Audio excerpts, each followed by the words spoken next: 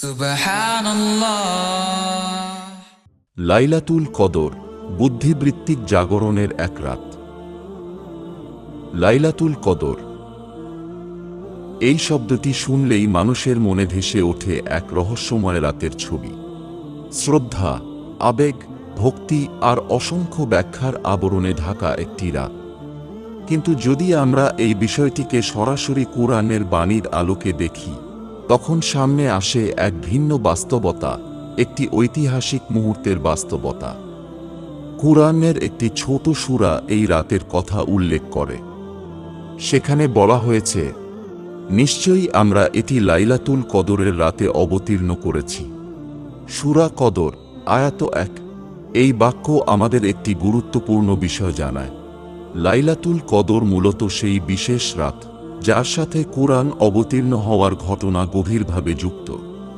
অর্থাৎ এটি শুধু আধ্যাত্মিক অনুভূতির বিষয় নয়, এটি মানব ইতিহাসের একটি নির্দিষ্ট সময়, যে মুহূর্তে মানুষের সামনে উন্মোচিত হয়েছিল একটি গ্রন্থ। কুরআনের আরেক জায়গায় এই ঘটনাকে আরেকভাবে উল্লেখ করা হয়েছে। নিশ্চয়ই আমরা এটি এক বরকতময় রাতে অবতীর্ণ করেছি। সূরা দুখান, আয়াত 3। এই দুটি বাণী একসাথে পড়লে একটি বিষয় পরিষ্কার হয়ে ওঠে, কুরআন অবতীর্ণ হওয়ার সাথে যুক্ত ছিল একটি বিশেষ রাত, একটি ঐতিহাসিক সময়, যখন মানবজাতির সামনে উপস্থিত হয়েছিল একটি বার্তা, একটি দিকনির্দেশ। কুরআন নিজেই সেই গ্রন্থের পরিচয় দেয়। এটি মানুষের জন্য পথনির্দেশ এবং সত্য ও মিথ্যার স্পষ্ট পার্থক্যকারী। সূরা বাকারা, আয়াত 185। অর্থাৎ কুরআন শুধু একটি ধর্মীয় গ্রন্থ নয়, এটি একটি মাপকাঠি, যার আলোকে মানুষ তার বিশ্বাস, তার নৈতিকতা এবং তার সিদ্ধান্তকে যাচাই করতে পারে। এখানেই সামনে আসে একটি মৌলিক প্রশ্ন: মানুষ কি তার জীবনকে কেবল অন্ধপ্রথা, সামাজিক রীতি অথবা আগের মানুষের অনুসরণ করা পথে পরিচালিত করবে?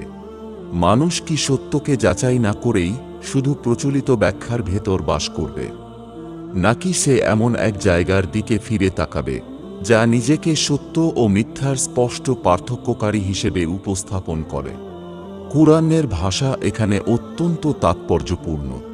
কুরআন মানুষকে অন্ধ অনুসরণের দিকে ঠেলে দেয় না, বরং তা মানুষকে আহ্বান করে চিন্তা করতে, উপলব্ধি করতে এবং নিজের বুদ্ধিকে ব্যবহার করতে।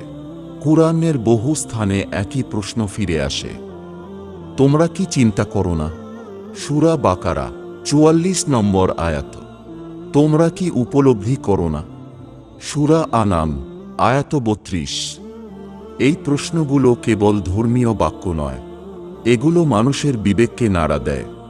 এগুলো মানুষের বুদ্ধিবৃত্তিক জাগরণের আহ্বান।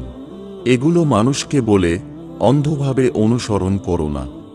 আগে দেখো, তারপর ভাবো, তারপর যাচাই করো। এই দৃষ্টিকোণ থেকে দেখলে লাইলাতুল কদর শুধুই একটি আবেগঘন রাত নয়, এটি একটি আহ্বান, একটি চ্যালেঞ্জ, একটি বুদ্ধিবৃত্তিক ডাক। চ্যালেঞ্জটি হল, যদি এই গ্রন্থ সত্য হয়, তবে এটি পড়ো। যদি এটি নিজেকে পথনির্দেশ বলে, তবে যাচাই করো এটি সত্যই মানুষকে সঠিক পথ দেখায় কিনা। যদি এটি নিজেকে সত্য ও মিথ্যার পার্থক্যকারী বলে, তবে দেখো এটি সত্যই কি মানুষের সামনে একটি স্পষ্ট মাপকাঠি স্থাপন করে। মানুষের সামনে তাই দুটি পথ খোলা থাকে। একটি পথ প্রশ্ন না করা, যাচাই না করা, শুধু প্রচলিত ধারণার ভেতরেই সীমাবদ্ধ থাকা। অন্য পথ নিজে পড়া, নিজে চিন্তা করা এবং সত্যকে অনুসন্ধান করা। সম্ভবত লাইলাতুল কদরের আসল তাৎপর্য এখানেই লুকিয়ে আছে। এটি শুধু একটি বিশেষ রাতের বর্ণনা নয়, এটি মানুষের বিবেকের প্রতি এক আহ্বান, সত্যকে নতুন করে দেখার আহ্বান। চিন্তা করো, প্রশ্ন করো, অনুসন্ধান করো, সত্যকে যাচাই করো। আর যদি সত্যকে খুঁজে পেতে চাও, তবে ফিরে তাকাও সেই গ্রন্থের দিকে, যা নিজেকে মানবজাতির জন্য পথনির্দেশ হিসেবে ঘোষণা করে এবং যা নিজেকে উপস্থাপন করে সত্য ও মিথ্যার মাঝে এক স্পষ্ট ও অটল পার্থক্যকারী হিসেবে। এই আলোচনা যদি আপনার ভালো লাগে, তাহলে কমেন্ট করে আপনার মূল্যবান মতামত জানান। আর এমন কোরআন কেন্দ্রিক চিন্তাশীল আলোচনা আরও পেতে চ্যানেলটি সাবস্ক্রাইব করুন।